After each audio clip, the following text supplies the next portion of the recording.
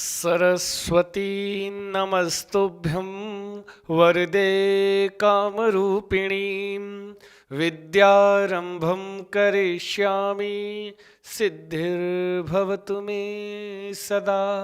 नमस्कार, स्वागत है आपके जाने से पहचाने से आपके अपने यूट्यूब चैनल संस्कृत चंद्रा पर। मैं दोस्तों, मेरे प्यारों, मेरे भावी शिक्षक और शिक्षिकाओं, आशा है विश्वास है आप होंगे स्वस्थ, आप होंगे मस्त, सारे छात्र कर रहेंगे अपने एग्जाम की तैयारी। नमस्कार जी सभी बंधुओं को।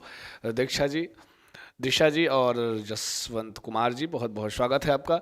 चलते हैं, शुरुआत करते हैं मेरे प्रिय छात्रों। हम पढ़ रहे थे कारक। कारक में द्वितीय विभक्ति और कर्म कारक चल रहा था, जिसमें आपने कर्तुरेव से तमम कर्म आपने पढ़ा है ना जी। और साथ में आपने तथा युक्तम चा निप्सितम पढ़ लिया है। साथ में आपने पढ़ा है कालाध्वनो अत्यंत संयोगे पढ़ लिया है ना जी। तो चलते हैं, आपने अभितः परितः समया निकषा हा प्रति योगे पी, आपने ये वाला भी पढ़ लिया है। तो चलते हैं, शुरुआत करते हैं। नमस्कार जी सभी बंधुओं को, मेरा नमस्कार है, सुबह का है ना जी, सुप्रभातम। अल्पना राय जी, जय कुमार जी, वंदे मातरम जी।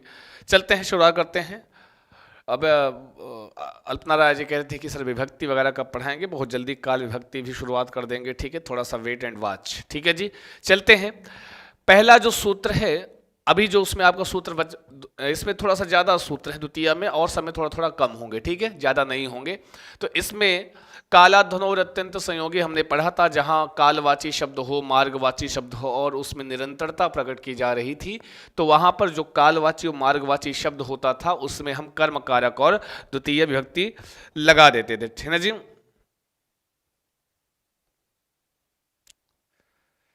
हाँ जी, आगे चलें, आगे बढ़ते हैं।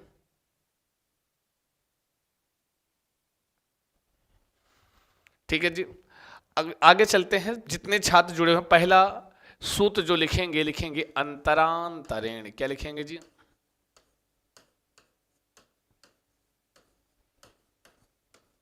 अंतरांतरेण युक्ते।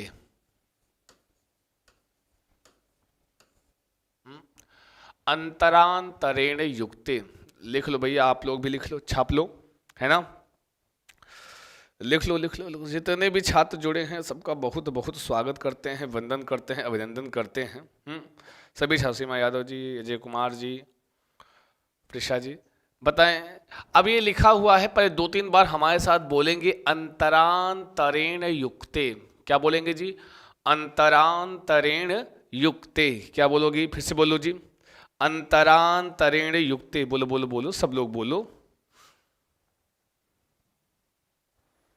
कोई बात नहीं अर्चना जी, आइए स्वीकारिए। बताओ एक बार, सारे लोग बोलो, सुनाई नहीं दे रहा, अभी हमको सुनाई नहीं दिया। फिर से बोलो, अंतरांतरेण युक्ते। बोलो बोलो बोलो, अंतरांतरेण युक्ते, है ना जी, बहुत बढ़िया जी। इसका मतलब होता है अंतरा, दो चीजें हैं इसमें। मैं क्यों कहता हूं कि दो तीन बार सूत्र को बोल लो।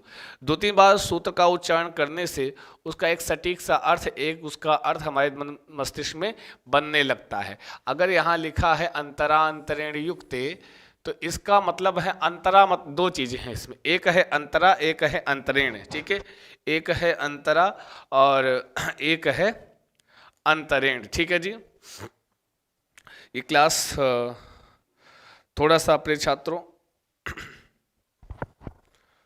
कुछ छात्रों का, वेरी गुड मॉर्निंग जी मधुता जी। चलते हैं। अंतरा अंतरेण युक्ति क्या कहता है? अंतरा मतलब होता है मध्य में, अंतरेण मतलब होता है के बिना। एक शब्द है इसमें अंतरा, एक है अंतरेण, ठीक है, एक है युक्ति मतलब योग में।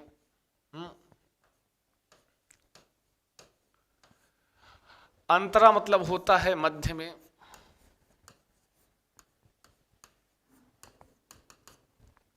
अंतरेण मतलब होता है के बिना, युक्ते मतलब योग में, ठीक है जी। इतना रहा इस सूत्र का अर्थ, सूत्र का मतलब, ठीक है। अंतरा अंतरेण युक्ते आपसे कहता है कि अंतरा मतलब मध्य में, अंतरेण मतलब के बिना, है ना जी। अंतरा मतलब मध्य में, अंतरे मतलब के बिना, इनके योग में क्या होता है, इनके योग में आपका जो है द्वितीया विभक्ति और कर्म कारक होता है, कर्म कारक और द्वितीया विभक्ति होती है इसमें, ठीक है जी। है अंतरा मतलब मध्य में, अंतरेण मतलब के बिना, युक्ते मतलब योग में, इनमें इन दोनों के योग में आपको हमेशा क्या मिलेगी, द्वितीया विभक्ति, कर्म कारक और द्वितीया विभक्ति, कर्म कारक और द्वितीया विभक्ति।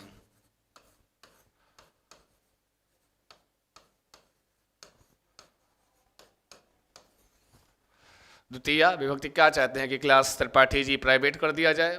क्यों त्रिपाठी जी, आप चाह रहे हो तो क्लास प्राइवेट कर दिया जाए। और हो सकता है आप भी फिर केवल एक ही बार देख पाएंगे। थोड़ा सा जो तरीका है, जो सलीका है, ये आपको करने की आवश्यकता नहीं है। अगर हम करना होगा तो हम स्वयं कर देते हैं पब्लिक, ठीक है जी, आपको करने की आवश्यकता नहीं है। और सारी चीज़ें पता चल जाती हैं, समझ में आया, सारी चीज़ें पता चल जाती हैं, आप कुछ भी करो। तो मध्य में और के बिना, ये दो शब्द कहीं दिख जाए, मैंने कहा था सूत्र आपको कंडीशन बताते हैं कि ऐसा ऐसा हो तो द्वितीय लग जाएगी। जैसे कल आपने पढ़ा, कोई मार्गवाची शब्द हो किसी वाक्य में, कोई समयवाची शब्द हो और निरंतरता प्रकट की जा रही है, इसी कंडीशन कहीं दिखे तो फटाक से उस कालवाची मार्गवाची शब्द में आप द्वितीय लगा दोगे, ठीक है जी। और उसके बाद प्रिय छात्र, अगर अब ये वाला सूत्र आपसे कहता है अंतरा अंतरेण युक्ते, कहता है कि कहीं अंतरा शब्द आया हो, कहीं अंतरेण शब्द आया हो, तो इनका योग जिससे हो रहा होगा उसमें द्वितीय विभक्ति और कर्म कारक हम लगा देंगे, ठीक है जी। अब एक चीज और ध्यान देना, एक चीज और ध्यान देना है, थोड़ा सा वेट करेंगे भैया, कर दें। कुछ छात्रों का कहना था कि भाई क्लास एक आध जो है पब्लिक कर दीजिएगा सर। एक आध पब्लिक करने,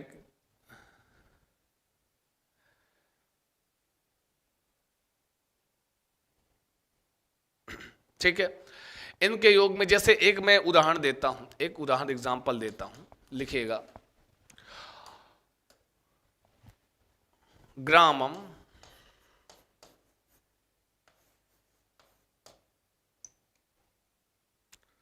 ग्रामम अंतरा,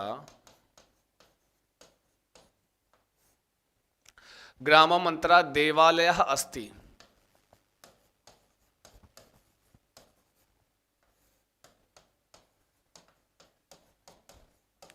पहले तो क्वेश्चन कैसे बनता है, पहले सुन लो जरा, बताओ अंतरा अंतरेण युक्ते, यह जो है यह किस विभक्ति का सूत्र है? तो कहोगे द्वितीय विभक्ति का सूत्र है। अंतरा अंतरेण युक्ते किस कारक का सूत्र है? तो क्या बताओगे किस कारक का सूत्र है? यह जो है आपका अंतरा अंतरेण युक्ते आपके कर्म कारक का सूत्र, ये क्वेश्चन बन गया। फिर पूछेगा कि हाँ, एक उदाहरण दे देगा, ग्रामम अंतरा देवालय अस्ति, गांव के मध्य में देवालय है। गांव के मध्य में देवालय है। अगर आपसे पूछे गांव के मध्य में देवालय है, तो अब यहां पर आपने देखा एक शब्द आया है अंतरा, है, तो ये उदाहरण देके पूछेगा कि उपर्युक्त उदाहरण के किस पद में, है ना जी, किस पद में जो है आपको क्या होती है, इस ऊपर किस पद में आपको कर्म कारक या द्वितीय विभक्ति लगी है, जरा बताएं, है ना जी, बताइए किस पद में कर्म कारक और द्वितीय विभक्ति लगी हुई है। चलो बताओ किस पद में कर्म कारक और द्वितीय विभक्ति लगी हुई है। सारे छात्र आंसर करेंगे और बताएंगे। ध्यान दीजिए, पहले बताओ जितने लोग जुड़े हो एक बार बताओ, उपर्युक्त उदाहरण के, ये उदाहरण दिया जाएगा एग्जाम में, पूछेगा किस पद में द्वितीय लगी है, ग्रामम में, अंतरा में, देवालय में, अस्ति में। तो बताओ किस में लगा है क्रम, हाँ तो किस में लगा, गुड मॉर्निंग जी उज्ज्वला जी, बताओ किस पद में लगा हुआ है ये बताओ, है ना जी, किस पद में लगा हुआ है ये बताओ। उत्तर को एक बार लिख के बताओ, फिर हम बताते, कहते ग्रामम में लगा है पम्मी गुप्ता जी, और बिल्कुल सही कह रही है, एकदम सही बता रहे हैं, एकदम जसवंत जी बहुत बढ़िया बता रहे हैं। मैंने कहा है किसके बिना, किसके मध्य में देवालय, तो कहें गांव के मध्य में देवालय है। तो इस अंतरा शब्द का जो योग है वो गांव से हो रहा है, और जिससे योग होगा उसी में क्या होती है, द्वितीय विभक्ति और कर्म कारक हो जाता है। और पहचान क्या है, पूछा ग्रामम अंतरा देवालय है अस्ति, ये किस कारक का या है ना जी, किस कारक या किस विभक्ति का या फिर किस सूत्र का उदाहरण है। तो अंतरा अंतरेण युक्ते पहचाना कैसे कि इस वाक्य में अंतरा शब्द आया है। ठीक है, क्या आया है जी, अंतरा शब्द आया हुआ है। आगे चलें, आगे बढ़ें, आगे चलते हैं। एक और अंतरेण लिख लो, है ना जी, अपने टाइप वाला लिख लो भैया। भले जो संस्कृत से बहुत डरते हो, आज वो नहीं बोलेंगे कि भैया लिखो लिखो, एक उदाहरण लिखो, संस्कृत वाला लिखो, कह लो संस्कृतम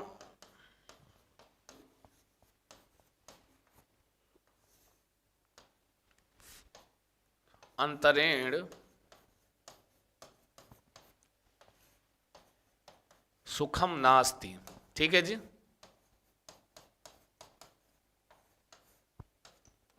संस्कृतम अंतरेण सुखम नास्ति। चलो बताओ, इस संस्कृतम अंतरेण सुखम नास्ति में क्या बात है, मेरा भी सही, अरे एकदम सही भैया, चिंता नहीं, सब सही होगा, किंचित किंचित वेटम करो। संस्कृतम मंत्रेण सुखम नास्ति, संस्कृत के बिना सुख नहीं है। तो संस्कृत के बिना अगर सुख नहीं है तो जरा बताओ यहां पर कहां लगी है द्वितीया? संस्कृतम में लगी है, अंतरेण में लगी है, सुखम में लगी है, या फिर नास्ति में लगी है? चलो बताओ, जल्दी बताओ। कर्म कारक का है, बिल्कुल सही है। जरा बता दें, यहाँ पे बताएं, शायद छात्र लाइक कर दो कि खींच के मारेंगे, बताएं। संस्कृत के बिना सुख नहीं है, तो संस्कृत के बिना सुख नहीं है कैसे भैया? कहेंगे संस्कृत के बिना तो सुख था, गड़बड़ हो गया है। जसवंत जी कह रहे हैं संस्कृतम, दिशा जी कह रहे हैं कि बहुत बढ़िया जी, बहुत अच्छा, बहुत बढ़िया बता रहे, बहुत अच्छे बता रहे हैं। तो संस्कृतम एकदम सही बताएं, संस्कृतम अस्तु एकदम सही है, संस्कृतम। कोपी समस्या तो नास्ते ना जी। आओ आओ आगे चलते हैं, आगे देखते हैं। ये दोनों उदाहरण हैं, बाकी पहचान क्या होती है इनकी, अंतरा और अंतरेण, क्या पहचान होती है? अंतरा और अंतरेण इनकी पहचान हुआ करती है ना जी। अंतरा और अंतरेण की पहचान हुआ करती है। ठीक बंधु,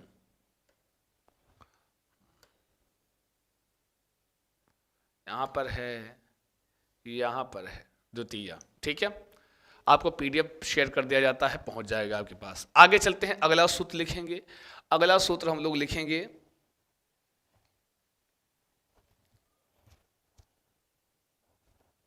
चाय पी लिए आप लोग? बहुत बढ़िया जी, आओ आओ। अगला है, और कौन सा सूत्र बचा आपका? आधार लिख लो, एक हेडिंग लिखो, आधार की कर्म संज्ञा करने वाला सूत्र। आधार की, थोड़ा ध्यान से समझना, आधार की कर्म संज्ञा करने वाला सूत्र।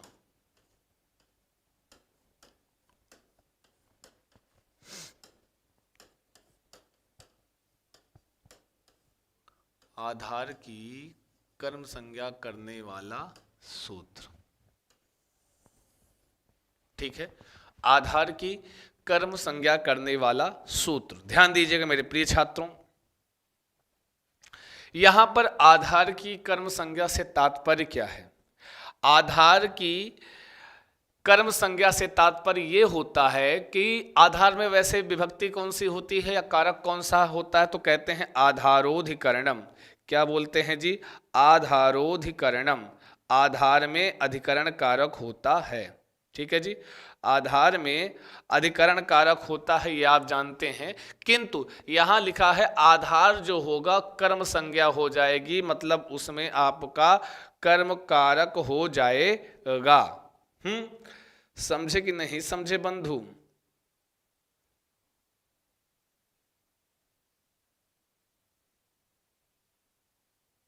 ठीक है, कर्म कारक हो जाएगा।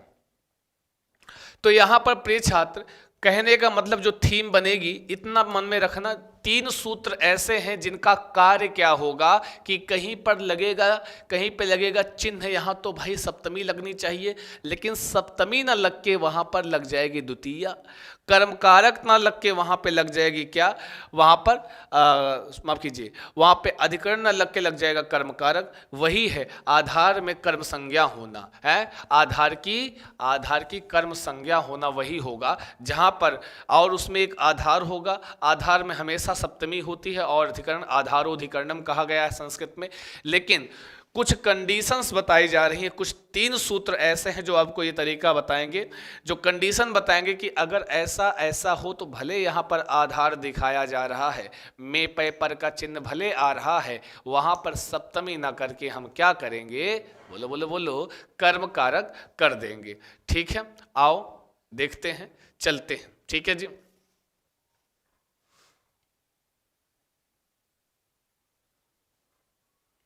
थोड़ा सा कल छात्रों का कहना था कि सर थोड़ा सा पब्लिक क्लास कर दीजिएगा, है ना जी, तो एक आध क्लास थोड़ा सा प्रसाद कभी कभी दे दिया करो, है कोई दिक्कत नहीं। आओ, पहला सूत्र छापो, मतलब लिखो, अधिसिंग स्था साम कर्म।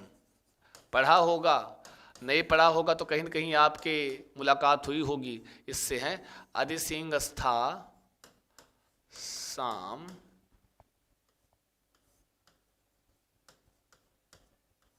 कर्म। अधि शींग स्था साम कर्म, यह जो है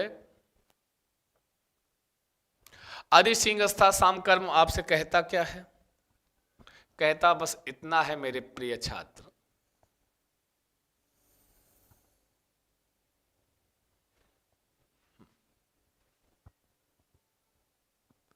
अधि शींग स्था साम कर्म। पर दो तीन बार बोल लो फिर हम बताएंगे, बोलो बोलो बोलो। हाँ जी अजय जी बिल्कुल सही कह रहे हैं जी, मुस्कुराइए, कभी कभी थोड़ा सा प्रसाद दे देना चाहिए, हैं बहुत लालायित रहते हैं, आपके ही मित्र हैं, कभी कभी दे दिया करो प्रसाद, ले जाएं। वही ना, जाओ सिमरन जी लो अपनी जिंदगी वही वाला। आओ, आदि सिंह स्था साम कर्म, तो इसमें पहले दो तीन बार हमारे साथ बोलोगे, और नहीं बोलोगे ना तुम समझ लेना फिर सही नहीं होगा। सारे छात्र हमारे साथ बोलेंगे क्या, अधिसिंग स्था साम कर्म, और एक बार बोलें, अधिसिंग स्था साम कर्म, अधिशींग स्था साम कर्म।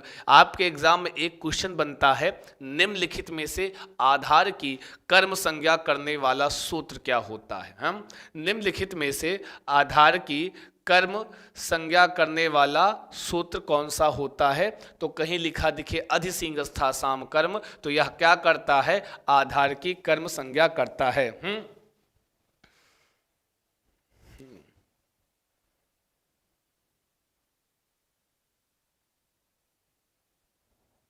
आगे चलते हैं, अधिसिंग स्था साम कर्म, तो करना होगा ना छात्र, हम कर देते हैं, हम खुद ही इतना, छात्र अगर कहते हैं तो हम खुद भी नहीं रोक पाते हैं, मजबूर हम कर ही देते हैं ना जी। बताओ, अधि, ये कंडीशन क्या कह रहा है, ध्यान देना। पहले तो एक चीज जानो कि एक कहाँ का सूत्र है, कर्म कारक का सूत्र है, किस विभक्ति का सूत्र है, द्वितीय विभक्ति का सूत्र है। इसका काम क्या होगा, आधार में कर्म संज्ञा लगाना, मतलब आधार में या अधिकरण की जगह यहाँ पे कर्म कारक लगाना। समझे कि नहीं समझे, तो आओ ये और क्या क्या कैसा कैसा हो, तभी कुछ कंडीशन सूत्र बता रहा है ये वाला। एक सूत्र कह रहा है, यदि अधि, अधि क्या है, एक उपसर्ग है, अधि उपसर्ग के बाद है क्या आए, एक धातु है सींग, एक है स्था, एक है आस, तो कह रहे हैं अधि उपसर्ग के बाद क्या आए, सींग, ऊ वाली सींग नहीं, अधि उपसर्ग के बाद यदि सींग, स्था और आस, कंडीशन है ये कंडीशंस हैं भैया। अगर ऐसी कंडीशन होगी तभी आधार की कर्म संज्ञा होगी। कैसी कंडीशन, यदि शुरू में अधि कहीं पर अधि उपसर्ग आ जाए और अधि उपसर्ग के साथ सिंग धातु हो, स्था हो या फिर आस धातु लगी हो, तो वहां पर जहां उस वाक्य में जो आधार दिखेगा उसमें क्या कर दोगे। हाँ जी प्रिया गुप्ता जी, आज पढ़ो, खूब पढ़ो, है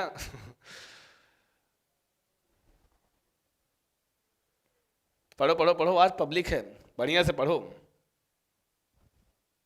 हाँ बहुत देर हो गए। तो है ना जी, सिंह आस्था और आस, तब क्या होगा, अगर ऐसी कंडीशन कहीं दिखी तो क्या करना है आपको, जो उस वाक्य में आधार होगा, ऐसा होने पर आधार में कर्म कारक लग जाएगा, या यू व्याकरण में कहते हैं आधार की कर्म संज्ञा हो जाएगी, आधार की कर्म संज्ञा हो जाएगी ऐसा होने पर। ठीक है, कैसा होने पर, अगर अधि उपसर्ग के साथ सिंह आस्था आस धातु कहीं किसी वाक्य में दिख जाए तो क्या करोगे, वहां पर आप आधार की कर्म संज्ञा कर दोगे, मतलब आधार में कर्म कारक लगा दोगे, और जहां कर्म कारक होगा वहां पर आपकी द्वितीया विभक्ति लग जाएगी। समझे कि नहीं समझे, है ना जी। आगे चलें, आगे बढ़ते हैं मेरे प्रिय छात्रों, थोड़ा सा ध्यान देंगे आप लोग तो एक चीज देखेंगे यहां पर, बहुत बढ़िया जी, बहुत अच्छे। एक उदाहरण देखते हैं, उदाहरण के माध्यम से समझते हैं थोड़ा सा। कहेंगे, क्या कहेंगे, कहेंगे ई कि, एक उदाहरण देखते हैं, जैसे कहते हैं हरि वैकुंठम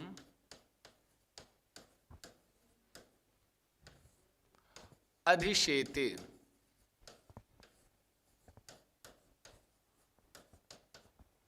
हरि वैकुंठम अधिशेते। ठीक है, हरि वैकुंठम अधिशेते, हरि वैकुंठम अधिशेते, ये एक वाक्य लिखा है, ध्यान देना। वेरी गुड मॉर्निंग सभी को, सभी को सुप्रभातम, सभी का नमस्कार है, स्वागत है। तो अब शेयर करो, अब आप करो शेयर, दिल खोल के करो। हरि वैकुंठम अधिशेते, इसका मतलब होता है हरि जो है वैकुंठ में सोता है। प्रिय छात्र, मैंने बताया यहाँ शेते शयाते शेरंते सिंह धातु का रूप चलता है, सिंह का, शेते शयाते शेरंते, और अक्सर आपको अगर यहाँ का उदाहरण पूछेगा तो अंतिम में अधिशेते, अगर सिंह धातु के साथ अधि उपसर्ग प्रयोग है तो आपको अक्सर यही देखने को मिलेगा, अधिशेते लिखा होगा। और जब अधिशेते लिखा होगा इसका मतलब अधि उपसर्ग है, सिंह धातु है, तो सूत्र कौन सा प्रयोग हुआ है, अधि सिंह स्थासाम कर्म। ठीक है जी, अधि सिंह स्थासाम कर्म प्रयोग हुआ है। अच्छा जी, अब एक चीज देखना, हरि बैकुंठ में सोता है। अच्छा, हरि कहाँ सोता है, बैकुंठ में सोता है। में चिन्ह किसका, तो कहोगे सप्तमी में, पे पर सप्तमी होनी चाहिए। अब इसका सही सही अनुवाद तो ऐसा होना चाहिए था, हरि ही बैकुंठ पद में सप्तमी लगनी चाहिए थी। सोने का आधार क्या है, बैकुंठ है, और जो आधार होता है उसमें रूल कहता है सप्तमी होती है। किंतु कुछ कंडीशन ऐसी बताई जा रही है कि जहां ऐसी कुछ कंडीशन होगी कि सप्तमी के बजाय कर्म कारक लग जाएगा। जैसे एक कंडीशन ये बताई गई है, अगर अधि उपसर्ग के साथ, ये अधि उपसर्ग के साथ सिंह धातु आए, तो सिंह का मैंने बताया रूप चलता है सेते शयाते शेरंते, तो यहाँ पर अधि के साथ सिंह धातु आई है ना जी। तब क्या आधार, तो इस वाक्य में अब जो आपको आधार दिखे उसमें सप्तमी के बजाय हम द्वितीया लगा देंगे, अधिकरण कारक के बजाय कर्म कारक लगा देंगे। जैसे आओ देखो, अब हमको पहले बताओ, हरि वैकुंठम अधिशेते, इसमें आधार क्या है, वैकुंठम है।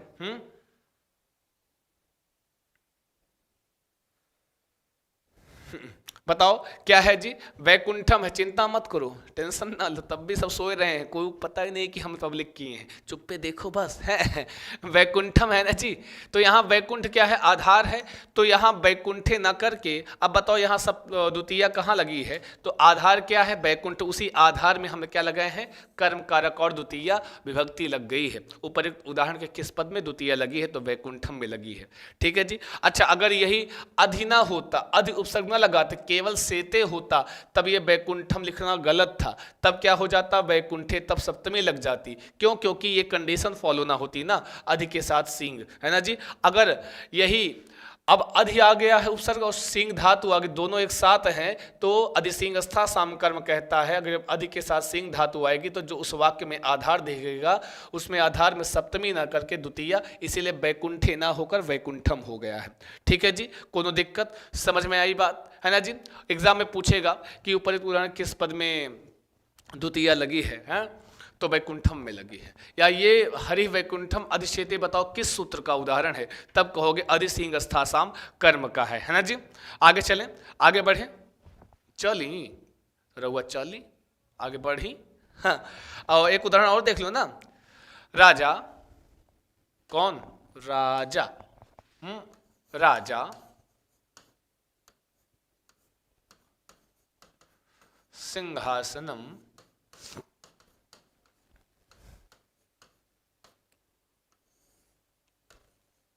अधितिष्ठति।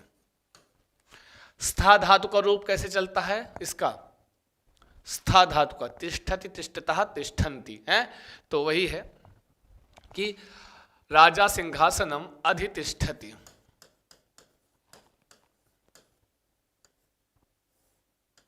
चिंता ना करो, पीडीएफ केवल किसको मिलेगा? पेड वालों को है। राजा सिंहासनम अधितिष्ठति, राजा सिंहासन पर अधितिष्ठति मतलब बैठता है। राजा सिंहासन पर क्या होता है जी? बैठता है।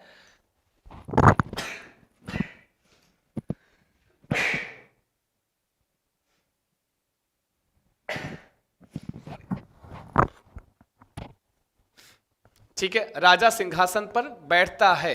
अब राजा सिंहासन पर बैठता है, पर चिन्ह किसका होता है? सप्तमी का होना चाहिए ना, सप्तमी का चिन्ह है, तो यहाँ सिंहासने होना चाहिए था, सप्तमी लगनी चाहिए थी। क्यों? क्योंकि आधार में हमेशा अधिकरण कारक होता है और अधिकरण में सप्तमी होती है। लेकिन क्यों नहीं लगा सप्तमी और क्यों द्वितीय लग गया? कहेंगे चूंकि आगे अधि के साथ स्था धातु आई है ना, अधि उपसर्ग के साथ स्था धातु आई है, और जब कभी अधि उपसर्ग के साथ स्था धातु आती है तो अधि सिंह स्था साम सूत्र कहता है, वहां आधार में अधिकरण के बजाय कर्म कारक, सप्तमी के बजाय द्वितीय विभक्ति लगा देते हैं, तब बन जाता है क्या? सिंहासनम। कोई दिक्कत, कौनो समस्या है बंधु? हो तो बताओ, और ना हो तो वो बताओ, है ना जी? बिल्कुल ठीक है, वही चीज यहां भी कर लो। ठीक है, यहां पे लगी है आपकी द्वितीया। एक और बचा है, और कौन सी धातु है? आस। आस का भी मतलब होता है बैठना। सहा इसका जो उदाहरण है, अब अक्सर उदाहरण वही पूछता है जो आपका दिया है? सहा, या अपना नाम लिख लो, पर्यंकम,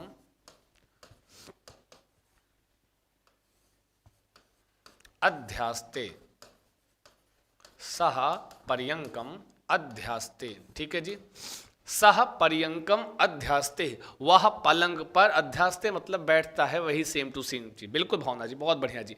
सह पर्यंकम अध्यास्ते, वह पलंग पर बैठता है। अच्छा जी, वह पलंग पर बैठता है, तो किस पर बैठता है? पलंग पर बैठता है। जो आधार क्या हुई? पलंग हुई, जिस पर बैठ रहा है। ठीक है जी।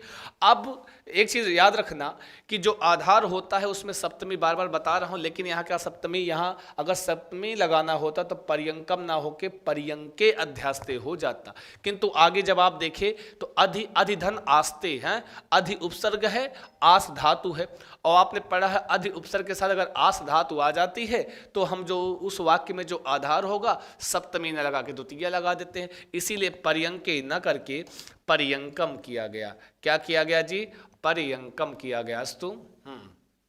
तो यहां पर द्वितीय विभक्ति और कर्म कारक लग गया। किस सूत्र से यहां पर हुआ है? ये सारे उदाहरण किस सूत्र के हैं? कहोगे अधि सिंह स्था साम कर्म के उदाहरण हैं। गुड मॉर्निंग जी, नमस्कार जी, विनय जी, बहुत बहुत स्वागत सारे छात्रों का जी।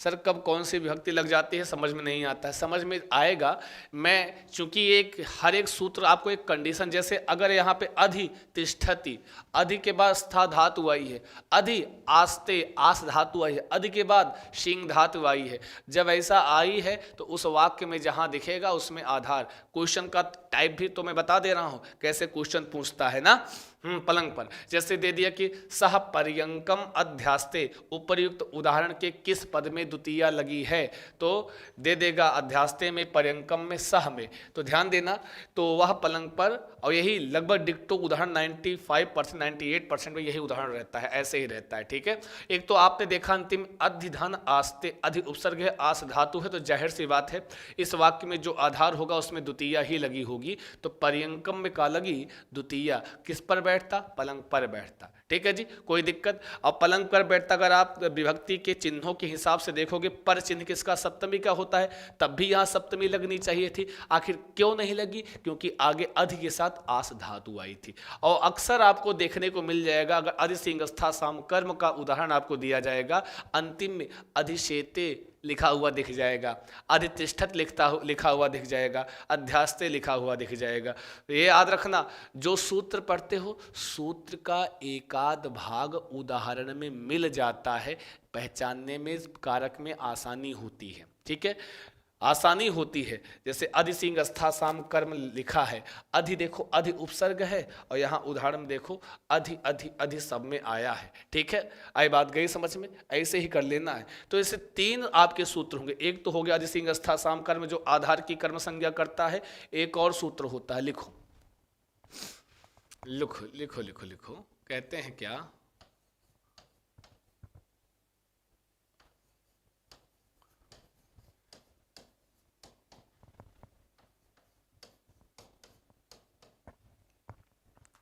उपान्वध्यांग वसः। कौन सा सूत्र होता है, तो कहते हैं उपान्वध्यांग वसः। समझे जी, एक सूत्र कौन सा है, उपान्वध्यांग वसः। ये उपान्वध्यांग वसः, मेरे साथ बोलो, सारे छात्र बोलेंगे। जी, बताओ बताओ बताओ, उपान्वध्यांग वसः। लाइक करके आओ, अब चुप पे लाइक करके ना बता दे रहे हैं, इसीलिए पब्लिक भेजें आपके लिए। उपान्वध्यांग वसः। बाकी अगर आपको पेड क्लास ज्वाइन करनी है तो जो डेली यही क्लास अगर आपको लेनी है 7985789062 पर आप कॉल कर सकते हैं, क्योंकि हम डेली आपको पेड ये वाली क्लास पब्लिक नहीं दे सकते हैं, क्योंकि हमारे कुछ छात्रों ने शुल्क दिया है ना जी, तो दिक्कत होगी, है ना जी। चलो बताओ, फिलहाल उत्तर करो अभी इसका, जितने लोग हो। उपान्वध्यांग वसः जो होता है, 2 बार बोलो, आवाज यहां तक आनी चाहिए, आवाज जहां तक हमारे कानों तक आनी चाहिए, बोलो बोलो बोलो। क्या बोलना है, उपान्वध्यांग वसः, बोलो बोलो बोलो, ये सूत्र है। अब उपान्वध्यांग वसः, ए सुनो, आंखें बंद करके बोलो, आंख बंद करो और बोलो उपान्वध्यांग वसः। ऊपर देख के बोलो, ऊपर देखो, हमको क्या देख रहे हो, ऊपर देखो, उपान्वध्यांग वसः, है ना जी। और दाएं बाएं देख के बोल लो, उपान्वध्यांग वसः, उपान्वध्यांग वसः। समझे ना, कुछ तो समझ में आया। ये अब एक क्वेश्चन बनता है, बताओ उपान्वध्यांग वसः किस कारक का सूत्र है, तब कहोगे कर्म कारक का है, किस विभक्ति का है, द्वितीय विभक्ति का है। मतलब समझ लेते हैं, ये सूत्र आपसे कहता है यदि क्या है, उप, इसमें कुछ उपसर्ग दिए हैं, जैसे उप, अनु, अधि और आंग, ये 4 उपसर्ग हैं। उप, अनु, अधि, आंग, ये 4 इसमें उपसर्ग हैं, इस सूत्र में दिए हैं। ठीक है जी। आगे लिखा है वसः। वसः मतलब वस धातु हो, कहने का मतलब कहीं पर वस धातु हो और वस धातु के पहले इन चारों उपसर्ग में से कोई एक उपसर्ग लगा हो।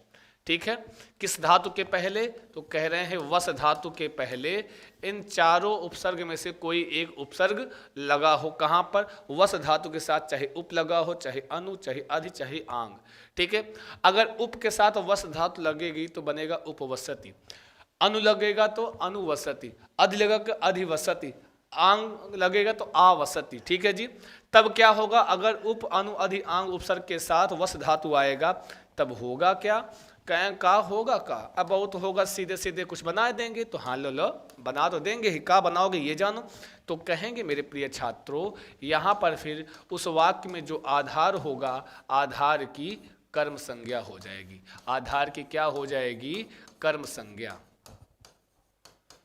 ठीक है, आधार की कर्म संज्ञा हो जाएगी। गुड मॉर्निंग जी, नमस्कार जी, संध्या गुप्ता जी, आइए स्वीकारिए क्लास है, और सेशन को लाइक करना मत भूलिएगा प्रिय छात्रों। ठीक है जी, आगे चलते हैं, आगे बढ़ते हैं। आगे बढ़ते, समझेंगे, इतना समझ में आ रहा है कि नहीं। चलो एक उदाहरण देख लेते हैं और समझ में आ जाएगा, है। एक उदाहरण देख लेते हैं और समझ में आपको आ जाएगा, एक उदाहरण के माध्यम से। ठीक है जी, चलो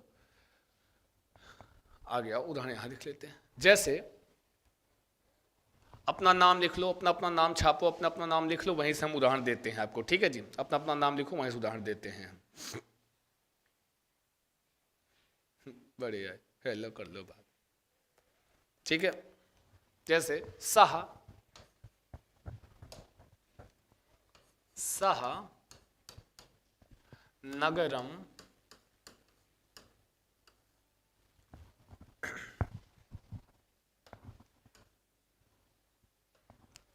नगरम, अब चाहे लिख लो अधिवसति। एक मिनट, इसको हम दूसरे क्लास लिखते हैं ना। सह नगरम उपवसति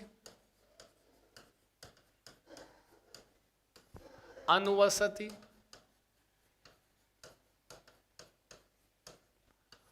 अधिवसति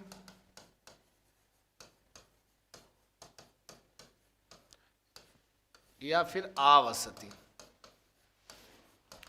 कुल मिला के पढ़ते समय आपको क्या ध्यान देना है, सूत्र क्या कंडीशन हमको बताता है, वो कंडीशन उदाहरण फॉलो कर रहा है कि नहीं कर रहा है ना, ये हमको ध्यान देना होता है कि वो कंडीशंस उदाहरण फॉलो कर रहा है कि नहीं कर रहा है। बिल्कुल, बहुत बढ़िया जी। तो ध्यान देना, यही सह नगरम चाहे लिखा हो अधिवसति, आवसति, अनुवसति, उपवसति, यहाँ पर वस धातु के साथ उपसर्ग आया है। और जब ऐसा दिख जाएगा तो उस वाक्य में जो आधार होगा, आधार की कर्म संज्ञा, वह नगर में उपवसति मतलब निवास करता है, रहता है। कहाँ? वह नगर में रहता है। तो रहने का आधार क्या हुआ? उसका नगर हुआ, है ना जी। रहने का आधार क्या हुआ? नगर हुआ। तो उस नगर में तो जो आधार होगी उसकी क्या हो जाएगी? कर्म। अब होना चाहिए नगर में रहता है, में चिन्ह किसका है? सप्तमी, में पे पर सप्तमी का चिन्ह होना चाहिए था। सप्तमी क्यों नहीं हुआ? क्योंकि उपानवध्यांग वसा सूत्र कहता है अगर उस वाक्य में कहीं उपसर्ग के बाद वस धातु आ जाएगी तो भले सप्तमी लगी है, सप्तमी न लगा के वहां हम क्या कर देंगे जी? द्वितीय लगा देंगे, नगरे के बजाय नगरम हो जाएगा। नीति वजी जी क्या कह रहे हैं जी? फिर से बोलिए जी।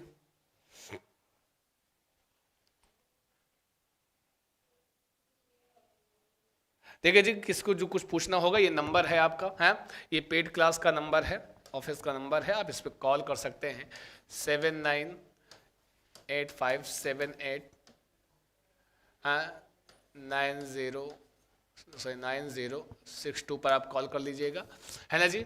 अभी यहाँ केवल पढ़िए, ठीक है। नगरम में क्या लगा है? इसमें नगरम में लग गया है आपका प्रिय छात्र, नगरम में लग गया है द्वितीय, ठीक है जी। ऐसे ही सह नगरम अनुवसति, अनु उपसर्ग आया है, वस धातु आई है, मतलब नगरम का नगरम, ठीक है जी, नगरे नहीं होगा। अधिवसति, आवसति, ये सब कहीं आ जाए, आवसति, अधिवसति, अनुवसति, उपवसति, इसका मतलब ये सूत्र कहाँ का है, सॉरी ये उदाहरण कहाँ का है? तो उपानध्यांग वसह का है। कोई दिक्कत हो बताओ, समझ में आ रहा है कि नहीं? बाउंसम तो ना जातम। हाँ बिल्कुल, नगरम में द्वितीय लगी है, बहुत बढ़िया। किस सूत्र से लगी है? तो उपानध्यांग वसा सूत्र लगा है इसमें। पूछेगा, ऐसे उदाहरण पूछेगा कि बताओ सह नगरम आवसति, बताओ यह उदाहरण किस सूत्र का है? तो आपने देखा आवसति में आंग उपसर्ग आया है, वस धातु आई है। हमने एक सूत्र पढ़ा है, क्या पढ़ा है? बोलो बोलो बोलो, है ना जी, बोलो कि उपानध्यांग वसः, उपानध्यांग वसः अस्तु, उप अनु अधि आंग उपसर्ग के बाद वस धातु आए तो आधार में का कर्म कारक हो जाएगा, द्वितीय विभक्ति हो जाएगी। किसके स्थान पर? सप्तमी के स्थान पर। आगे बढ़ें, आगे चलते हैं। बहुत बढ़िया जी, शुक्रिया जी, गुड, वेरी गुड। ये समझ में आ गया, ये पूरा ये हो गया। एक और मैंने कहा 3 सूत्र होता है आधार की कर्म संज्ञा करने वाला। एक सूत्र होता है अभिनिविष्टश्च। क्या होता है जी? अभिनिविष्टश्च।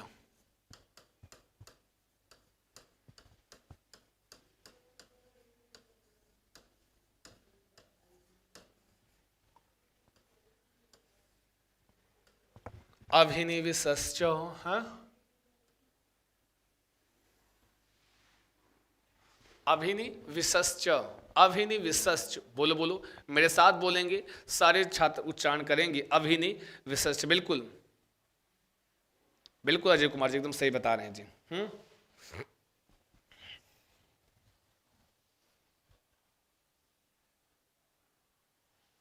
हाँ, ये पेड क्लास का है आज। कल आपने कहा था कि सर छोड़ो एक आध वीडियो सर कर दीजिए, तो इसी और हमारे पेड छात्रों ने आप कहा कि नहीं सर कुछ वीडियोस जो है जैसे ये वाला है तो हमारे मित्रों को दे दो, तो उनके आदेश पर आपको दिया गया है। ठीक है जी। अभिनिविशश्च, बोलो बोलो बोलो, अरे कुछ तो बोलो, हर हर महादेव जी, बताओ जल्दी बताओ। अभिनिविशश्च, ये एक बार बोलो, 2-3 बार बोलो, और नहीं बोलोगे तो कसम रखा देंगे। आप किचन में काम कर रहे हो, हैं आप खाना खा रहे हो, चाय पी रहे हो, बोलने में कहा जाता, हाँ बढ़िया से पराठा सेको, बोलो अभिनिविशश्च, है ना जी। आटा गूंथ रहे हो, अभिनिविशश्च, बोलो बोलो अभिनिविशश्च, कि इसलिए बोल लो क्योंकि ये धीरे धीरे अर्थ स्वयं देने लगेगा, इसका धीरे धीरे मतलब खुद पता चलने लगेगा, है ना जी। तो बस हाँ, आज इस टाइम डेली आते हैं ओनली पेड क्लास में। ठीक है जी, आइए आइए आइए। ठीक है जी। अभिनिविशेष का मतलब समझ लो, इसमें क्या कहे, सूत्र आपसे कह रहा है यदि अभि और नि उपसर्ग एक साथ आए, एक साथ में 1 2 3 उपसर्ग साथ में आ सकते हैं ना। अगर अभि और नि उपसर्ग एक साथ में आए और उसके साथ धातु कौन सी हो, विष धातु हो, है विशश्च, और चा मतलब और, फिर क्या हो जाएगा, और वहां पर भी फिर क्या हो जाएगा, फिर जो आधार होगा आधार की कर्म संज्ञा हो जाएगी। क्या हो जाएगी, आधार की कर्म संज्ञा। ठीक है, आधार की कर्म संज्ञा हो जाएगी। ठीक है जी, बोलो भैया। फिर क्या हो जाएगी, 3 सूत्र है, तीसरा सूत्र है अंतिमाला अभिनिवेशश्च। अब ये कंडीशन क्या बता रहा है, ये अभी जैसे a + b का होल स्क्वायर का मतलब क्या होता है, आप कहते हैं a² + b² इत्यादि इत्यादि इत्यादि। वैसे ही नहीं, रोज नहीं होगी, बस आज की क्लास है पब्लिक, रोज नहीं होगी। ठीक है जी। तो अभि और नि उपसर्ग के साथ अगर विष धातु आता है, अगर ऐसी कंडीशन कहीं बनती है तो आधार में हम कर्म संज्ञा कर देते हैं, और जहां कर्म होगा वहां द्वितीय विभक्ति हो जाएगी। ठीक है, इसका एक ही उदाहरण पूछेगा एग्जाम में, तो बंधु यही पूछेगा। उदाहरण लिख लो, संतः सन्मार्गम अभिनिविशते, अभिनिविशते,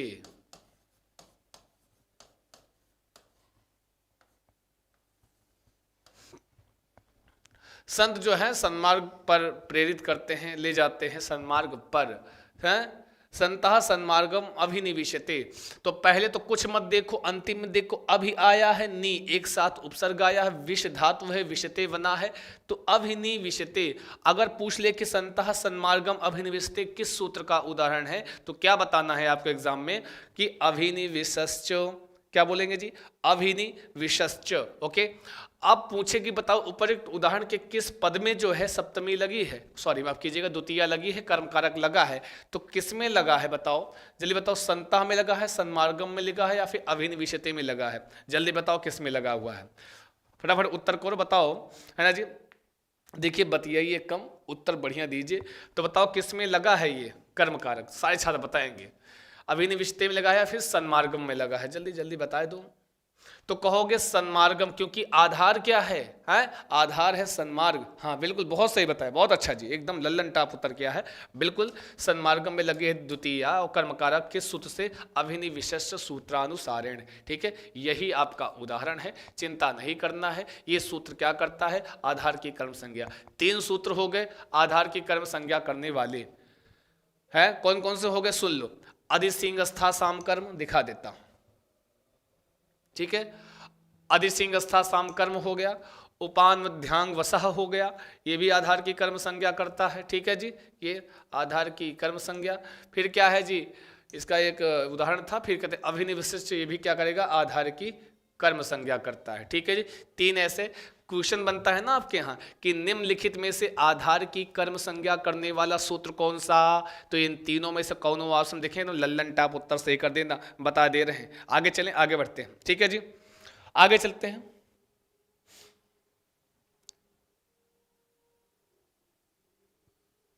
हाँ संजय, इडली सांभर संडे स्पेशल हमारे यहाँ भी चल रहा है, इडली सांभर ये भी है, आइए खाइए।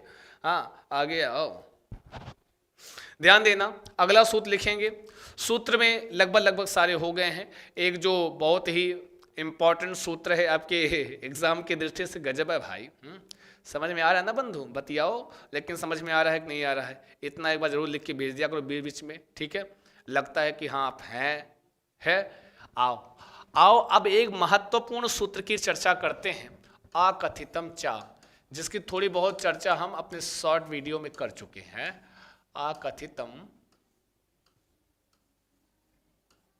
चा इंपॉर्टेंट सूत्र है, बढ़िया सूत्र है।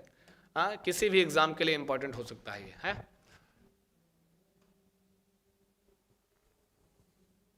अकथितम चा, ये कौन सा सूत्र है? अकथितम चा, अकथितम चा, अकथितम, दो तीन चीजें इसमें समझना। अकथितम चा, ना कथितम, अकथितम, मतलब जो कहा ना गया हो वही हो जाए, वही अकथित। मतलब हम जो कहें, हम जो ना कहें हो वही वाला काम हो जाए तो कहते हैं अकथित। जो नहीं कहे थे वही वाला हो गया है जी। गुड मॉर्निंग जी, नमस्कार जी, आइए स्वीकारिए, ठीक है जी। अकथितम चा, मैंने जो नहीं कहा वही वाला हो गया, तो वो कैसा? एक होता है कथित, एक होता है अकथित।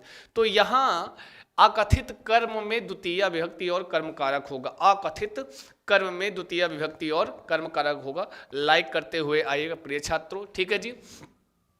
कर्म दो प्रकार का होता है, कथित और अकथित, है। कथित, अकथित, ठीक है। उसी को कथित को ही हम प्रधान कर्म बोल सकते हैं, इसी को अप्रधान कर्म बोल, सब एक ही चीज है। अप्रधान कर्म है, मुख्य कर्म या गौण कर्म कह लो, ठीक है जी। मुख्य कर्म या गौण कर्म कह लो, कुछ भी कह लो। तो कहने का मतलब कर्म इसमें दो पाया जाएगा। इसमें जो उदाहरण आएंगे उसमें दो कर्म पाया जाएगा। कर्म कितना जी? दो कर्म पाया जाएगा। कर्म कितने? दो। और दो कर्म कौन से होंगे? एक कथित होगा, एक अकथित होगा। एक प्रधान कर्म होगा या अप्रधान, वो सब एक है। जो कथित होगा वही प्रधान है, वही मुख्य है। जो अकथित है वही अप्रधान, वही गौण कर्म होगा, ठीक है। पहले आप समझिए बात को, तब सूत्र का अर्थ बताएंगे। और अकथित, और कहीं पर आपको जैसे अभी तक क्या लग रहा था, कहीं दिख रहा था यहाँ तो सप्तमी होना चाहिए, सप्तमी का चिन्ह है, लेकिन नहीं, वहां हम कर्म कारक कर देते, तो वो भी एक रूप से अकथित ही था। इसमें भी, इस सूत्र में भी यही होगा। देखने में लगेगा नहीं यहाँ तो पंचमी लगनी चाहिए, यहाँ तो तृतीया लगनी चाहिए, लेकिन न पंचमी न तृतीया, कुछ न लग के सीधे द्वितीया लग जाएगी। वही क्या है कि जो नहीं कहा गया वो वाला लग गया, इसलिए इसको कहा गया अकथित कर्म, ठीक है जी। है, कर्म दोनों होंगे, लेकिन उस वाक्य में जो अकथित कर्म होगा उसमें इस सूत्र से कर्म कारक लगेगा, द्वितीय लगेगी। समझ में आया? अभी हम समझाएंगे, अभी हम बताएंगे, चिंता नहीं करना है। आगे चलते हैं। सारे छात्र जो है प्लीज सेशन को लाइक, शेयर और सब्सक्राइब करते हुए आएंगे, जो भी हमारे हैं, जितने भी हमारे मित्र हैं। अब इसमें क्या होगा, एक एग्जाम में आपके यहाँ क्वेश्चन बनता है, मैंने प्रैक्टिस सेट में भी कराया है कि 16 द्विकर्मक धातुएं। कहेंगे दो कर्म कहाँ होगा? कथित, अकथित, प्रधान, अप्रधान, मुख्य, गौण कहाँ होगा? जहां पर 16 द्विकर्मक धातुओं में से कोई एक धातु होगी। पहले तो इसमें लिख लो, अकथितम चा में और क्या होता है? 16 द्विकर्मक धातुओं की चर्चा की गई है। किसकी जी? 16 द्विकर्मक धातु।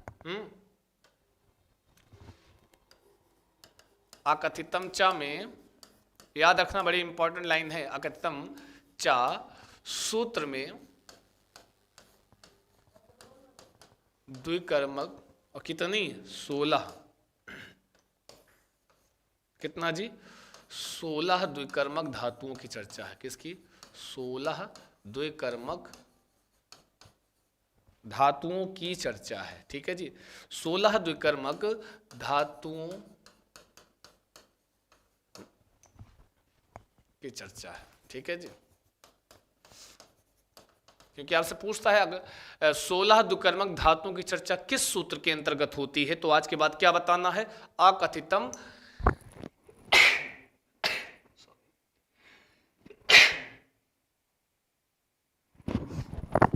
थोड़ा सा हल्का हल्का मौसम चेंज हो रहा है, जुकाम हो गया जी, हैं। तो याद रखना 16 द्विकर्मक धातुओं की चर्चा किस सूत्र में होती है, तब आप क्या कहोगे जी? अकथितम चा में होती है। किस में? अकथितम चा में, ठीक है। किस में होती है जी? अकथितम चा में होगी, याद रखना, अकथितम चा में। 16 द्विकर्मक धातुओं की चर्चा अकथितम चा सूत्र में होती है, ये याद रखना पहली चीज। और दूसरी चीज क्या लिखा है, 16 द्विकर्मक द्विकर्मक द्विकर्मक द्विकर्मक। कहने का तात्पर्य अभी हम आपको 16 ऐसी धातुएं बताएंगे कि वो धातुएं जहां होंगी वहां कितने कर्म पाए जाएंगे, 2 कर्म पाए जाएंगे। और वो 2 कर्म कौन से, उसमें एक होगा कथित कर्म, अकथित कर्म। ठीक है जी। किंतु अकथितम चा सूत्र से कर्म कारक किस वाले में होगा, कथित वाले कर्म में या अकथित? तो कहेंगे अकथितम चा सूत्र किस में लगेगा, कथित कर्म में या फिर अकथित? तो कहोगे नहीं नहीं, अकथित कर्म में लगेगा। कर्म कारक किस में लगेगा, अकथित कर्म में लगेगा। समझे ना जी। आगे आते हैं, अब चलते हैं हम प्रिय छात्रों, पढ़ लेते हैं वो 16 द्विकर्मक धातुएं। कौन सी 16 द्विकर्मक धातुएं जो आपको याद करनी है। हाँ, ना याद हो तो हमारा शॉर्ट वीडियो एक है, उसी हिसाब से पढ़ लेना, है ना जी। आओ, 16 द्विकर्मक धातुएं कौन सी होती हैं, आइए हम पढ़ लेते हैं। आज यही याद करा के भेजेंगे, हमें पता है आप घर पे पढ़ते नहीं हो, है, कहेंगे कौन पढ़े संस्कृत वंस्कृत, चिंता ना करो, हम यही याद करा के भेजेंगे। लिखो 16 द्विकर्मक धातुएं, मैं जैसे लिखूंगा वैसे ही उतना ही लिखना, है ना जी।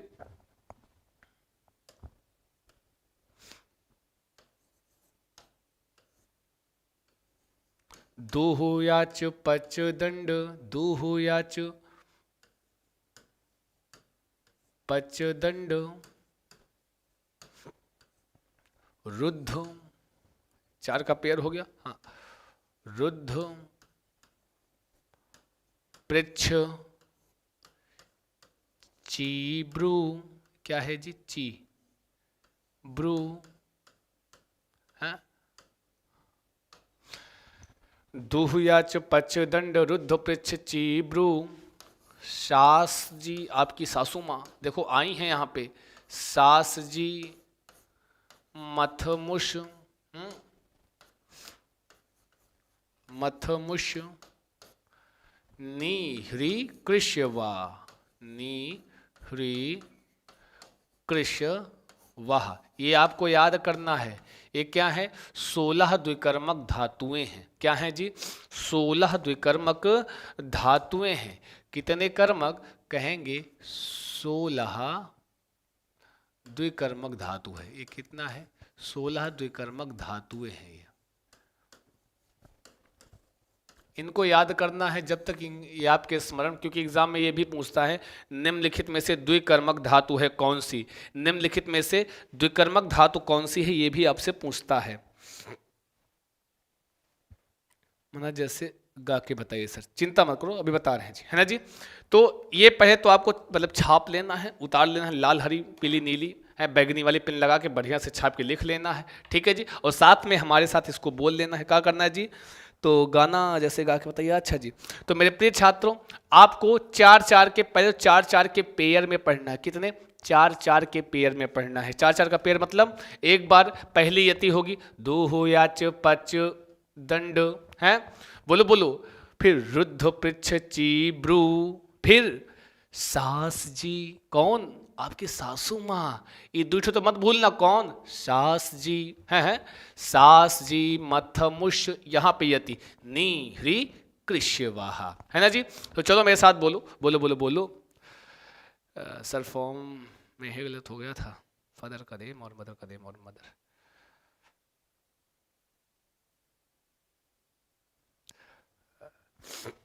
अच्छा जी, चलिए पहले पढ़ते हैं फिर बात करते हैं इस पर, ठीक है जी।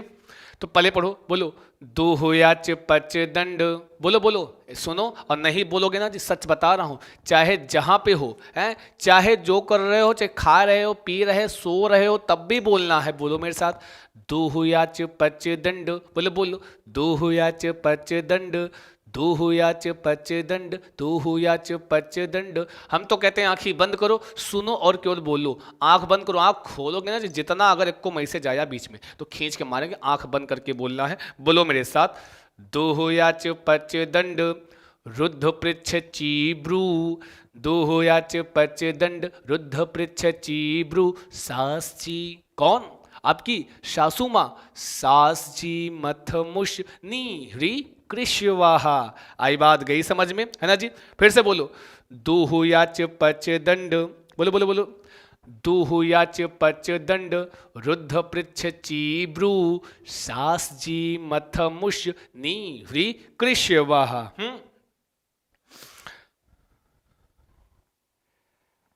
हाँ बिल्कुल फॉर्म भर सकते हैं। चलो बताओ जल्दी मेरे साथ बोलो। दुहु याच पच दंड दुहु याच पच दंड रुद्ध पृच्छ चीब्रू रुद्ध पृच्छ चीब्रू।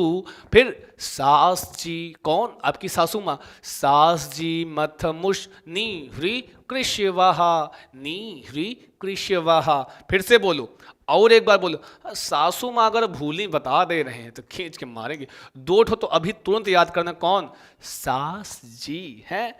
कितना आदर सत्कार था पहले से ही, सास के साथ जी लगाया है सासू माँ। चलो मेरे साथ बोलो, फिर से बोलो। सुनो और केवल बोलो। कमेंट नहीं आना चाहिए। आंख बंद करो, चाहे ऊपर देखो दाएं बाएं देख लो है, लेकिन आंख मत खोलना। आराम के साथ कान से सुनो, मुंह से सुनने के बाद बोलना। दुहु याच पच दंड, बोलो बोलो बोलो। दुहु याच पच दंड रुद्ध पृच्छ चीब्रू सास जी, सासू माँ, सास जी मथ मुष नी ह्री कृष्यवाहा। दुहु याच पच दंड रुद्ध पृच्छ चीब्रू सास जी मथ मुष नी ह्री कृष्यवाह नी ह्री कृष्यवाह नी ह्री कृष्यवाह। सास जी मथमुष, सास जी मथमुष दुहु याच पच दंड रुद्ध पृच्छ चीब्रू। याद कर लेना। सुनेंगे हम सबसे, बता दे रहे सबसे हम सुनेंगे। अगली क्लास में सबसे 16 द्विकर्मक धातु हम सुनेंगे। अब आपके एग्जाम में अगर पूछे बताओ निम्नलिखित में से द्विकर्मक धातु कौन सी है, तो इन 16 धातु में से कोई एक धातु आ जाए तो वही वाली सही होगी। अक्सर आपसे पूछता है कि निम्नलिखित में से द्विकर्मक धातु नहीं है, नहीं है, तो इन 16 के अलावा कौन दिया वह नहीं है। आगे चलें, आगे चलें। तो सासू माँ को भूले। अब आओ इसका मतलब समझ लेते हैं जो हमको समझने में आसानी करेगा। पहला है क्या? दुह। क्या है जी? बढ़िया है, हेलो कर लो बात, है ना जी। दुह मतलब दुहना है, दुह मतलब दुहना, समझे ना जी। दुह मतलब दुहना। याच मतलब मांगना, ठीक है जी। दुह मतलब क्या होता है जी? तो अक्सर अगर दुह धातु आई है तो आपको वाक्य के अंत में क्या लिखा मिलेगा? दोग्धि। क्या जी? दोग्धि, ठीक है जी। क्या लिखा मिलेगा जी? तो कहोगे भैया दोग्धि लिखा मिलेगा है, इसको ऐसे इधर से कर लो, ठीक है। क्या लिखा मिलेगा? तो कहोगे दोग्धि मतलब क्या होता है? दुहना, ठीक है। याच है तो याचते आएगा। क्या आएगा? याचते। याच मतलब मांगना। पच मतलब पकाना। क्या जी? पकाना। मतलब अगर ये पच धातु होगी तो क्या रूप बनेगा? पचती। क्या बनेगा जी? पचती। दंड मतलब दंड देना, दंडयति है। क्या क्या लिखा रहेगा? दंड धातु है, दंडयति, ठीक है, दंड देना। रुद्ध मतलब रोकना, हाँ, रुणद्धि। अगर रुद्ध धातु है तो क्या लिखा मिलेगा आपको? रुणद्धि मतलब रोकना, ठीक है। पृच्छ मतलब पूछना है, पृच्छति, ऐसा कुछ रूप बनता है ना, पूछना, जानते हैं। ची मतलब चुनना, ची मतलब चुनना, ठीक है। अगर ये लिखा होगा तो क्या लिखा होगा? चिनोती। क्या लिखा होगा? चिनोती, ठीक है। ब्रू मतलब बोलना। ब्रू मतलब कॉफी नहीं कहेंगे, कॉफी ना। ब्रू मतलब बोलना, ब्रू मतलब बोलना। जहां पर ब्रू धातु हो, ब्रूते इत्यादि ऐसा लिखा होगा। सा धर्मम ब्रूते हैं, ब्रूते ऐसा कहीं शब्द आया, बोलता, बोलना, ठीक है। ब्रू मतलब बोलना, नहीं तो कहें ब्रू कॉफी, ऐसे कैफे पे चले जाओ हैं। फिर कहते हैं सास। हेलो, इंपॉर्टेंट वाले आ गए। कौन? कि सासू माँ है। जरा सासू माँ के सामने जाके पढ़ो, सास जी, सास जी, खुश हो जाएंगे, प्रसन्न हो जाएंगी। वेरी गुड, क्या बात सिखा शिवाजी, बहुत बढ़िया पढ़ दिया है। ब्रू मतलब बोलना, सास मतलब क्या? उपदेश देना, कहेंगे हाँ सुबह सुबह उपदेश मिल गया कि जाओ चाय बना के ले आओ। है सास जी, क्या बढ़िया डेफिनेशन है? क्या अच्छी व्युत्पत्ति है। सास मतलब उपदेश देना, मतलब सास जी। कहेंगे सर यही तो होता है, सासू माँ उपदेश है तो देती हैं। हाँ तो इसका भी मतलब होता है उपदेश देना। ठीक है जी। हाँ अब अगर आ गया तो संस्कृत में क्या लिखा रहेगा? सास धातु के साथ सासयति रूप बनेगा, अस्तु। ठीक है। और देखो जी लिखा, जी मतलब जीतना। क्या जी? जीतना। जी मतलब जीतना। ठीक है जी, जी मतलब जीतना। और अगर संस्कृत में लिखा होगा जयति। कहें जो उपदेश देकर जीत जाएं वो कौन है? सासू माँ। है कहें सास जी कहता है जो उपदेश देकर जीत जाएं वो कौन है? सासू माँ। वाह वाह वाह वाह, पाणिनि महोदय भी कितना बढ़िया सास जी की व्याख्या किए थे, है ना जी, बड़े आए। वो सासू माँ घर वाली नहीं, इस सास जी मतलब किसी को उपदेश देना, जी मतलब होता है जीतना, जयति, अस्तु। लेकिन अगर अपनी सासू माँ से कहें रिलेट करो, कहें हमारी सासू माँ भी तो ऐसी हैं, उपदेश देती हैं और जीतती हैं, उपदेश देती हैं जीतती हैं, है ना जी। आओ आओ सासू माँ वालों, इधर आओ, इधर आओ प्रताड़ित लोगों। फिर कहते हैं मथ। मथ मतलब मथना है, मथ मतलब मथना। ठीक है जी। और मथला, और इसकी संस्कृत में क्या लिखा रहेगा? कहीं अगर आया है मथ धातु तो मथनाति लिखा हुआ दिखा मिलेगा आपको। क्या लिखा हुआ? मथनाति। मुश मतलब चुराना है, मुश मतलब चुराना। वही जो कहते चुरा लिया है दिल को जो तुमने ना ना ना। चुराना मतलब पैसा वैसा है जब बस निकाल नहीं लेते थे पापा जी के, जब कुछ खाना होता था है, गांव में आइसक्रीम खानी होती थी, उठा लेते निकाल लेते थे, जानबूझ के नहीं, खाना होता था इसलिए निकाल लेते थे ना जी। तो छोटी मोटी चोरी होती है, तो वही क्या है वो चुराना। मुश मतलब चुराना, और संस्कृत में लिखा हुआ मिलेगा कैसे? मुष्णाति। क्या लिखा हुआ मिलेगा? मुष्णाति लिखा हुआ मिलेगा, तो समझ जाना कि मुष धातु प्रयोग है। मतनात लिखा होगा, समझा मत धातु है। जयत लिखा होगा, जी धातु है। सास्यत लिखा होगा, सास धातु है। नी मतलब ले जाना, और संस्कृत में लिखा होगा तो क्या लिखा होगा? नयति। नयति, नयत लिखा मतलब नि धातु है। ह्री मतलब हरण करना, हरण करना, और संस्कृत में लिखा तो हरति लिखा होगा, है हरति। कृष मतलब होता है खींचना, कृष मतलब खींचना। अगर संस्कृत में लिखा होगा तो लिखा होगा करसति, है ना जी। करसत मतलब वह मतलब होता है ढोना, जैसे आप ढो रहे हो संस्कृत भाषा को, हैं जैसे आप संस्कृत को ढो रहे हो वैसे ही यहाँ करसत का मतलब क्या होता है वह का मतलब होता है ढोना, वाहती। और संस्कृत में लिखा होगा तो क्या लिखा होगा? वाहती है। तो ध्यान देना, मैं इसलिए लिख दिया हूं ताकि आपको थोड़ा आसानी हो जाए। अब किसी वाक्य में अंतिम में दोग्धि आया है, दोग्धि मतलब दुह धातु है, मतलब द्विकर्मक धातु है।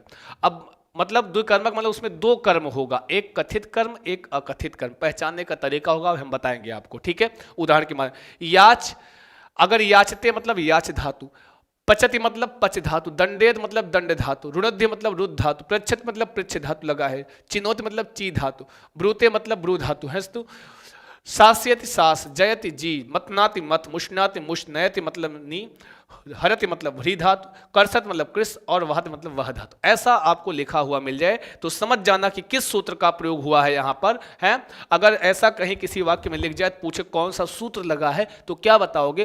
अकथितम चा, क्योंकि इन सारी धातुओं की चर्चा किस सूत्र में है? अकथितम चा में है। आई बात गई समझ में जी। प्रभाकर त्रिपाठी जी बहुत बहुत स्वागतम, सुस्वागतम सर्वेशाम कृते अस्तु। हाँ आगे चलें, आगे बढ़ते हैं। अब एक आध देखिए, ये पूरे के पूरे 16 धातुएं हैं, तो इनका सबका जो है वो देना, उदाहरण देना थोड़ा संभव नहीं है परीक्षार्थ। तो हम एक आध उदाहरण आपको समझा दे रहे हैं, एक आध उदाहरण समझा दे रहे हैं, बाकी का बाकी जो भी बचेगा आप सब लोग जो है, हम आपको हो सकता है हम टेलीग्राम पे सारी धातुओं का उदाहरण हम आपको प्रेषित कर देंगे, ठीक है जी। आइए आइए देखते हैं, एक उदाहरण देखते हैं। माता तंडुलान ओदनम पचति। माता,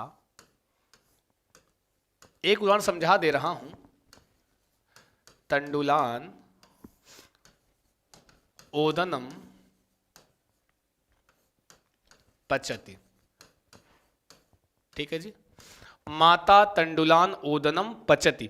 चलो बताओ जला, बताओ बताओ बताओ, ये माता तंडुलान ओदनम पचति ये क्या कह रहा है? आज आप लोग संख्या में कम हो, कहीं चुप्पे से पब्लिक कर दिया तो कहाँ संख्या में आए हैं। माता तंडुलान ओदनम पचति, माता जो है माता जी आपकी माता श्री हैं, वो क्या करती हैं, तंडुलान मतलब चावल से, ओदनम मतलब भात, भात खाए, भात भात खाए और नहीं खाए वही वाला भात, पचति मतलब पकाती हैं। अब मैंने कहा ना आपको कि पच धातु आएगा, क्या आएगा जी, लाइक करते हुए आएगा, पच धातु आएगा। तो पच देखो, पचति आया कि नहीं, देखो पच कहाँ गया, ये है पचति, पकाना आया ना कि आ गया। अब अंतिम में पचति धातु आया, पूछेगा बताओ ये सूत्र किस उदाहरण, सॉरी ये उदाहरण किस सूत्र का है। तो एक तो आपने देखा पचति लिखा है, मतलब पच धातु प्रयोग है, और पच धातु द्विकर्मक है, और द्विकर्मक धातु का प्रयोग कहाँ किया जाता है, तो आप तो जानते हो हैं, जानते हो कहाँ प्रयोग किया जाता है, जानते हो ना जी। तो कहता हूँ अकथितम चा में, तो कहेंगे बिल्कुल सर जो है आपने सही कहा है, अकथितम चा, है ना जी। कहाँ जी, अकथितम चा। समझे कि नहीं समझे, तो आओ देखते हैं। अब हम पूछें, ध्यान देना, दो कर्म है, अगर पच धातु है मतलब इस वाक्य में दो दो कर्म होगा, एक कर्म नहीं, क्योंकि ये द्विकर्मक धातु है, नाम ही है द्विकर्मक, जहां होती है वहां दो कर्म होता है। अब इस वाक्य में दो कर्म होगा, इसमें कर्ता कौन है, माता, माता जी, ठीक है। क्रिया क्या है, पचति, कर्म क्या है, कहेंगे तंडुलान और ओदनम। अब आपको डिसाइड करना है कौन सा कथित कर्म है, कौन सा कथित कर्म है। माता चावल से भात पकाती हैं, हाँ तो ये लोग ज्यादा तो कहते हैं ये पके हुए चावल को चावल कहते हैं, बड़े आए है, वो पके हुए चावल को शुद्ध रूप से भात कहते हैं, क्या कहते हैं, भात। ओदनम, ओदनम तंडुल होता है कच्चा चावल, ओदनम होता है पक्का चावल, है जो खाते हो, जो कमरा लेके रहने वालों। अब यहां देना एक चीज ध्यान देना, तंडुलान ये तो कर्ता हो गया, ये क्रिया हो गया, ये तो दो कर्म है आपके पास। अब कौन सा कथित है, कौन सा अकथित है, तो ध्यान देना, दो तीन बार बोलो, माता चावल से भात पकाती है। अच्छा, माता चावल से भात पकाती है, ऐसी स्थिति में माता का मुख्य कर्म क्या है, माता का उद्देश्य क्या है, इस क्रिया के द्वारा, पचति नामक क्रिया के द्वारा क्या प्राप्त करना चाहती है, पका हुआ भात। बिल्कुल, मुख्य कर्म क्या है, मुख्य कर्म है ओदना मतलब भात, मुख्य कर्म है। कथित कर्म है तो बचा कौन, तंडुलान।